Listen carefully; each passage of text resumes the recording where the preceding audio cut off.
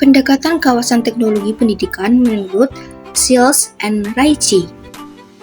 Yang pertama yaitu mendeskripsikan pendekatan kawasan teknologi pendidikan menurut Shields and Raichi. Pendekatan kawasan teknologi pendidikan menurut Shields and Raichi adalah kerangka kerja yang digunakan untuk merencanakan, mengembangkan, dan mengevaluasi program-program teknologi pendidikan. Pendekatan ini terjadi dari 4 tahap utama yang membantu pendidik dan pengembang kurikulum dalam mengintegrasikan teknologi ke dalam praktik pembelajaran. 1. Analisis. Tahap pertama melibatkan identifikasi masalah atau kebutuhan pembelajaran yang dapat diatasi dengan penggunaan teknologi. Ini melibatkan evaluasi situasi pembelajaran yang ada, termasuk karakteristik siswa, tujuan pembelajaran, serta kendala dan peluang yang ada dalam lingkungan pembelajaran. Yang kedua yaitu desain. Setelah masalah atau kebutuhan identifikasi, tahap desain fokus pada pengembangan solusi yang efektif. Ini mencakup merancang strategi pembelajaran yang memanfaatkan teknologi secara optimal untuk mencapai tujuan pembelajaran yang telah ditetapkan. Desain juga mencakup pemilihan teknologi yang sesuai dengan tujuan pembelajaran dan kebutuhan siswa.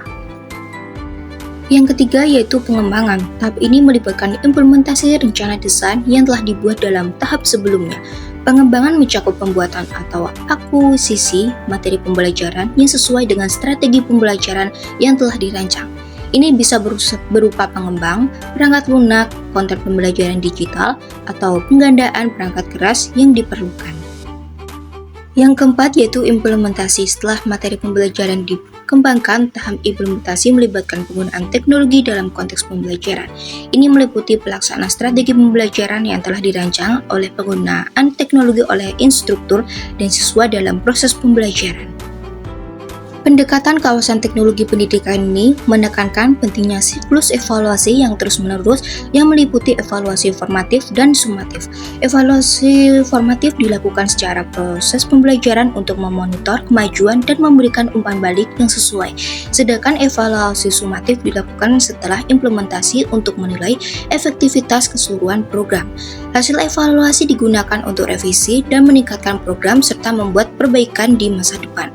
Dengan demikian, pendekatan kawasan teknologi pendidikan ini membantu memastikan bahwa teknologi digunakan secara efektif untuk meningkatkan pembelajaran. Selanjutnya yaitu menganalisis sumber dari pemecahan masalah dalam teknologi pendidikan. Sumber masalah dalam teknologi pendidikan dapat berasal dari beberapa hal antara lain yaitu 1. Kurangnya akses dan infrastruktur teknologi pendidikan yang memadai seperti ketersediaan internet yang lambat, kekurangan perangkat keras, dan kurangnya pelatihan bagi para pendidik dan peserta didik. Kedua yaitu ketidaksesuaian teknologi yang digunakan dengan kebutuhan pendidikan, misalnya software atau aplikasi yang tidak mendukung proses pembelajaran secara efektif. Yang ketiga yaitu masalah keamanan dan privasi data yang dapat menimbulkan risiko bagi peserta didik dan staf pendidik, serta mempengaruhi kepercayaan masyarakat terhadap penggunaan teknologi dalam pendidikan. Pemecahan masalah dalam teknologi pendidikan dapat dilakukan dengan beberapa langkah antara lain yaitu 1. Meningkatkan akses dan infrastruktur teknologi pendidikan seperti memastikan ketersediaan internet yang cepat, menyediakan perangkat keras yang memadai, dan memberikan pelatihan mengenai penggunaan teknologi bagi para peserta didik dan peserta didik. Mengidentifikasi dan mengimplementasikan teknologi yang sesuai dengan kebutuhan pendidikan, misalnya dengan menggunakan software atau aplikasi yang mendukung pembelajaran interaktif dan kolaboratif. Yang ketiga yaitu pengamanan data dan privasi pengguna, misalnya dengan menerapkan kebijakan keamanan data yang ketat dan memberikan pelatihan mengenai penggunaan teknologi secara aman bagi para pendidik dan peserta didik.